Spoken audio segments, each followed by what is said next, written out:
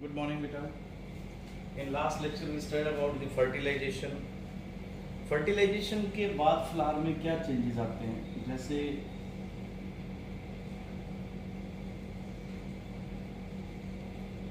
ये structure flower के अंदर,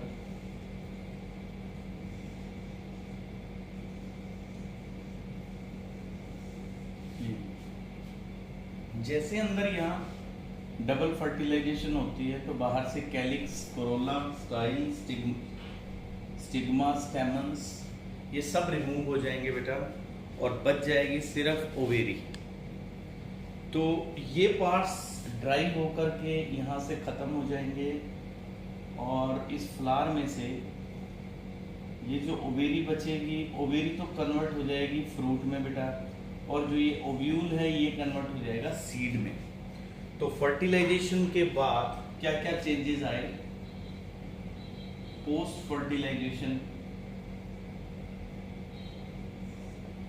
पोस्ट फर्टिलाइजेशन चेंजेस बेटा, सो ओवेरी किस में कन्वर्ट होगी बेटा? फ्रूट में। Ovary get converted to fruit, जो ओव्यूल था वो कन्वर्ट हो गया सीड में। देन बेटा ओवेरी वॉल जो होती है वो बना देती है फ्रूट वॉल।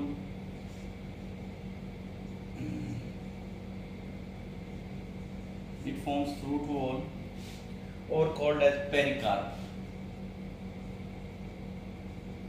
पेरिकार्प बन गया या फिर फ्रूट वॉल बन गई बेटा। इंटेग्यूमेंट्स जो थे वो बना देते हैं सीड कोट, सीड की कवरिंग बेटा। आउटर इंटेग्यूमेंट को बोलते हैं टेस्टा और इनर इंटेग्यूमेंट को बोलते हैं टेगमन। आउटर इंटेग्यूमेंट जो सीड के ऊपर कवरिंग है वो है टेस्टा, और इनर वाले को अब कहने लग जाएंगे हम टेगमन। पहले इसका नाम था टेस्टा, बाद में हो गया टेगमन। इसके बाद जो बेटा न्यूसेलस, अंदर जो न्यूसेलस था मतलब यहाँ पे जो एक्स्ट्रा सेल्स थी बाहर, एम्ब्रियोनिक्स, एम्ब्रियो सैक के बाहर, जैसे ये ओव्यूल था बेटा, ऐसे इस ओव्यूल में जैसे यहाँ पे ये था एम्ब्रियो सैक और यहाँ जो सेल्स थी वो क्या थी? न्यूसेलस। तो what will happen to the nucellus?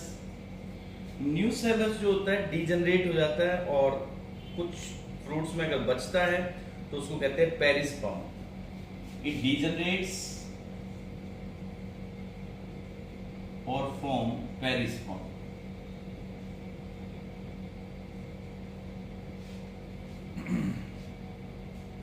साइनर्जिड और एंटीपोडल सेल्स डीजनरेट हो जाती है बेटा।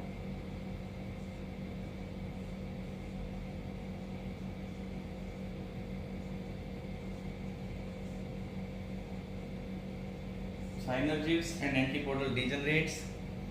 Hilum of ovule form scar of seed.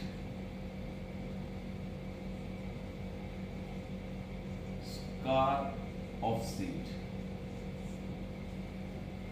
फ्यूनिकुलम जो था ये वाला पार्ट, ये क्या बनाता है?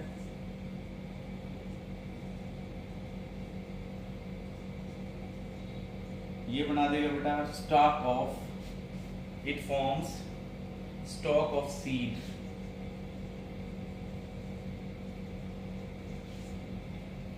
Then बेटा माइक्रोपाइल क्या बनाता है? माइक्रोपाइल जो होता है वो माइक्रोपाइल ऑफ सीड बना देता है।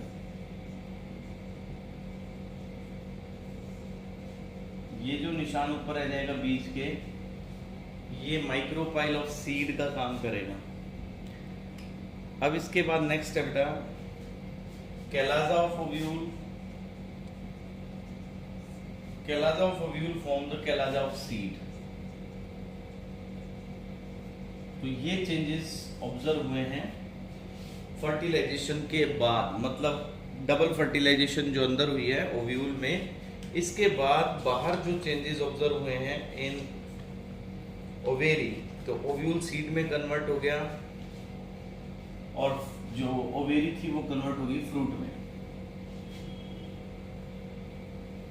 अब बेटा एंजियोस्पर्मिक सीड कैसे होते हैं, जो ये अब हम पढ़ रहे थे, अंदर सीड ये सीड कैसा कैसा पॉसिबल है? एंजियोस्पर्मिक सीड क्या कहाँ बनता है? ओवेरी के अंदर बनता है बेटा। सीड जो होता है एक्चुअली फर्टिलाइज्ड इंटेगुमेंटेड ओव्यूल ही तो होता है। मैच्योर सीड को हम 3 हिस्सों में डिवाइड करते हैं।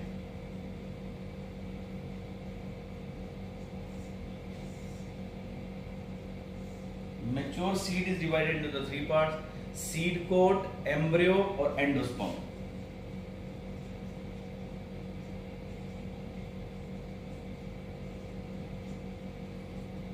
Seed coat, embryo, endosperm. Endosperm जो होता है वो हमने पढ़ा था, ट्रिपल फ्यूजन जो हुई थी उससे बना था, जो फूड का काम करता है ग्रोइंग एम्ब्रियो के लिए।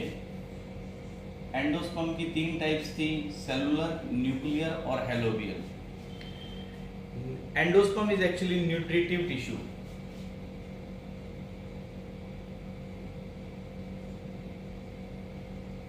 It is nutritive tissue. ये कुछ सीड्स में होता है और कुछ में नहीं होता। इसके अकॉर्डिंग हम सीड्स को 2 पार्ट में डिवाइड करते हैं: नॉन एंडोस्पर्मिक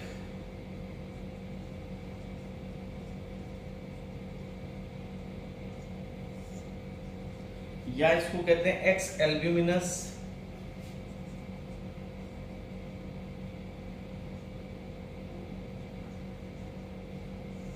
एक होता है बेटा एंडोस्पर्मिक जिसमें एंडोस्पर्म हो सीड बनने तक, एंडोस्पर्मिक या एल्ब्यूमिनस।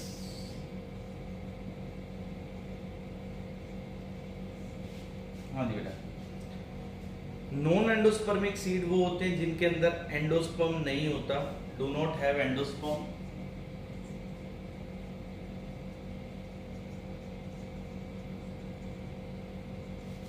इनके पास होता है प्रेजेंट एंडोस्पर्म। यस बेटा। तो इन सीड्स के पास क्या हुआ है कि जो एंडोस्पर्म का फूड था वो एम्ब्रियो ने एब्जॉर्ब कर लिया और वो स्टोर कहाँ हो गया? एंडोस्पर्म जो था वो एब्जॉर्ब हो गया किसके पास? एम्ब्रियो के पास। एम्ब्रियो ने इसको स्टोर करवा लिया इन कोटिलीडन। तो जो खाना पहले एंडोस्पर्म में था वो अब कोटिलीडन के अंदर स्टोर हो गया है। कौन एग्जाम्पल है इसके? Capsella, gram, pea, groundnut, sunflower. Yes.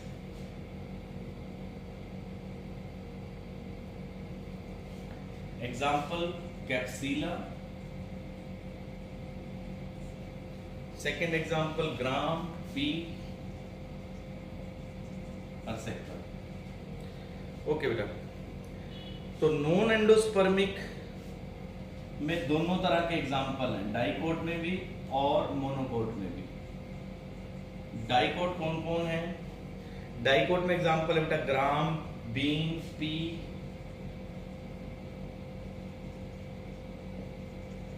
ये डाइकोट है और नॉन एंडोस्पर्मिक है। और इसमें एग्जाम्पल है टैमारिंड, ग्राउंडनट, सनफ्लावर।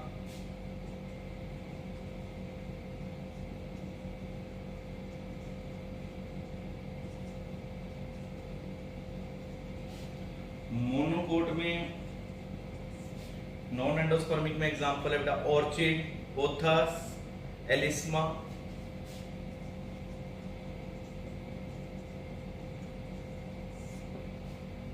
ये एग्जांपल है मोनोकोट और डाइकोट, दोनों के केसेस में आपको नॉन एंडोस्पर्मिक।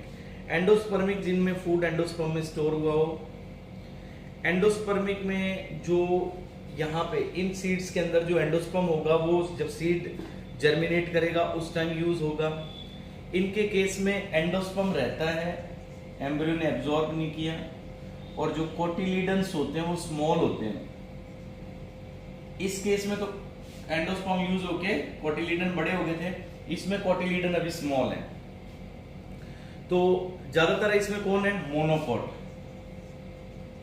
इसमें मोनोकोट है बेटा, जैसे एग्जांपल है व्हीट जो एंडोस्पर्मिक प्लांट्स के अंदर आता है, राइस, कोकोनट, मेज।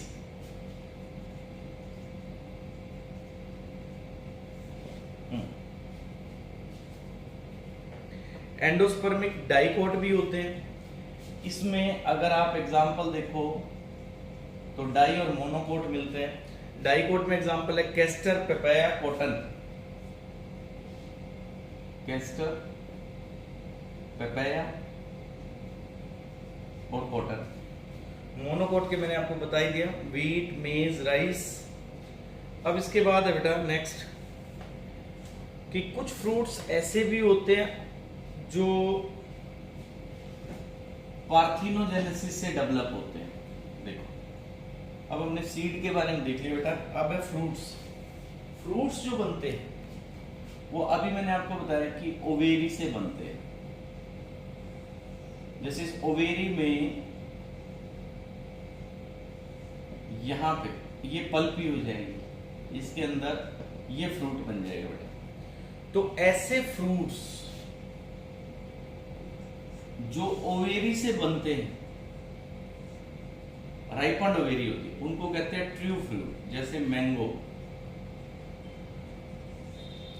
ऐसे फ्रूट जो अदर पार्ट से बने हों उनको कहते हैं फॉल्स फ्रूट। जैसे एग्जांपल एप्पल। एप्पल एक्चुअली जैसे देखो बेटा, ये ओवेरी, ये नीचे रिसेप्टिकल, इस रिसेप्टिकल के अंदर यहां पे फूड जब आए, ये देखो एप्पल ऐसे, एप्पल एक्चुअली रिसेप्टिकल का मॉडिफाइड फॉर्म है, तो वो क्या हो जाएंगे फॉल्स फ्रूट्स। और ट्रू फ्रूट्स कौन से होते हैं? जो ओवेरी से डेवलप करते हैं। यस। अब कुछ फ्रूट्स हमने ऐसे भी बनवा रखे हैं जिनमें बीज नहीं होते। तो सीडलेस फ्रूट्स जो होते हैं वो होते हैं parthenocarpic. Seedless fruits are actually parthenocarpic. Parthenogenesis मैंने बताया था आपको लास्ट चैप्टर में, जिसमें ओवा डेवलप करे, अनफर्टिलाइज्ड ओवा ग्रो कर रहा हो तो उसको पार्थिनोजेनेसिस कहते हैं। सिमिलरली प्लांट्स के केस में पार्थिनोकार्पिक कहेंगे उसको। अब इसके बाद है बेटा दो छोटी छोटी डेफिनेशन है आपकी बुक के अंदर, एपोमिक्सिस और पॉलीएम्ब्रियोनिक। एपोमिक्सिस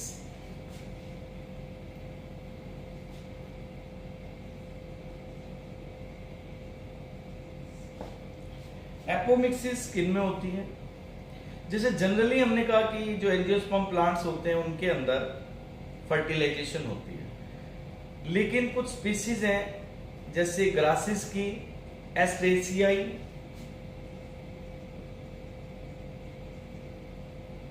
और ग्रासेस की स्पीसीज में बिना फर्टिलाइजेशन के एक स्पेशल मैकेनिज्म से सीड बन रहे हों, सीड विदाउट फर्टिलाइजेशन, तो इसको कहते हैं बेटा एपोमिक्सिस। और कुछ प्लांट्स ऐसे होते हैं जिनमें एक से ज्यादा एम्ब्रियो होते हैं सीड में, तो उसको कहते हैं पोली एम्ब्रियोनी।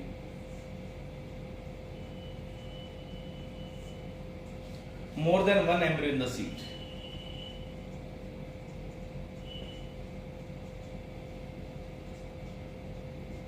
एक सीड में एक से ज्यादा एम्ब्रियो हो तो then it is called as poli embryony.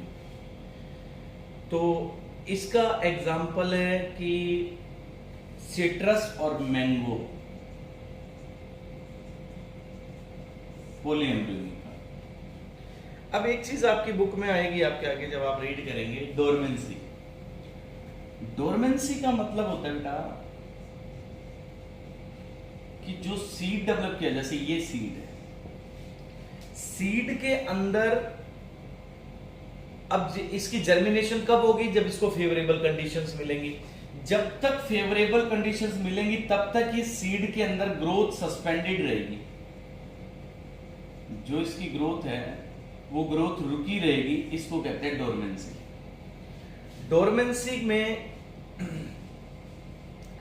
जो मैच्योर सीड होता है जब हम उसको स्टोर करवाते हैं तो वो डोरमेंट रहे, यानी वो जर्मिनेट ना करे जब तक हम उसको स्टोर करें। तो मॉइस्चर कंटेंट बहुत इंपॉर्टेंट रोल प्ले करता है। तो मॉइस्चर कंटेंट यानी जैसे इसको मॉइस्चर मिलेगा तो सीड्स ग्रो करने स्टार्ट कर जाते हैं। रेनी सीजन में आप कभी देखना कि स्टोर्ड सीड जो होते हैं वो भी इवन ग्रो करना स्टार्ट कर जाते हैं क्योंकि उनको मॉइस्चर मिलता है। तो जब तक ग्रोथ सस्पेंडेड रहे इसको क्या कहते हैं, डोरमेंसी। जैसे ग्रोथ स्टार्ट हो जाएगी तो डोरमेंसी खत्म हो जाएगी। लंबे से लंबे टाइम तक डोरमेंसी कितनी रह सकती है, एक बहुत अच्छा एग्जांपल है 10,000 ईयर्स तक। देखो कमाल की बात है, 10,000 साल तक भी उस सीड में लाइफ थी। तो 10,000 ईयर्स ऑफ डोरमेंसी किस में मिली है, एक प्लांट के अंदर है, lupin plant. Example is lupin. इस प्लांट के अंदर जो कि आर्कटिक टुंड्रा से मिला है और करीबन 10,000 साल बाद इसको ग्रोथ करवाया गया है। इसी तरह डेट पाम के अंदर फोइनिस डेक्टिलीफेरा, डेट पाम के अंदर एक एग्जांपल है बेटा, इसमें डोरमेंसी कितनी ऑब्जर्व की है, 2000 ईयर्स तक। हाँ जी, और जैसे एक प्लांट है बेटा फोइनिक्स डेक्टिलीफेरा, वो आर्कियोलॉजिकल डिपार्टमेंट में मिला, जो किंग हेरड्स प्लेसेस के जो डेड सी के पास मिला, उसकी भी लंबी डोरमेंसी है बेटा। आपके एनसीईआरटी में इसका एग्जांपल दिया हुआ है।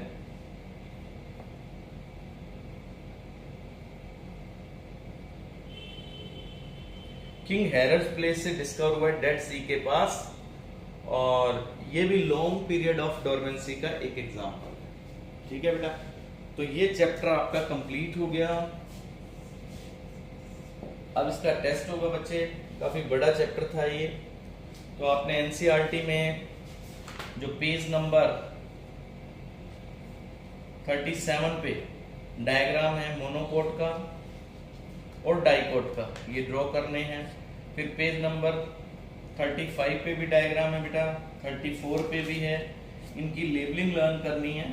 और एक ये डायग्राम बेटा पेज नंबर 32 पे, वो जो 7 सेल 8 न्यूक्लिएटेड वाला डायग्राम जो मैंने आपको बार बार कहा था, वो अच्छे से ड्रॉ करना है और उसकी लेबलिंग लर्न करनी है। ठीक है बेटा, thank you, have a nice day.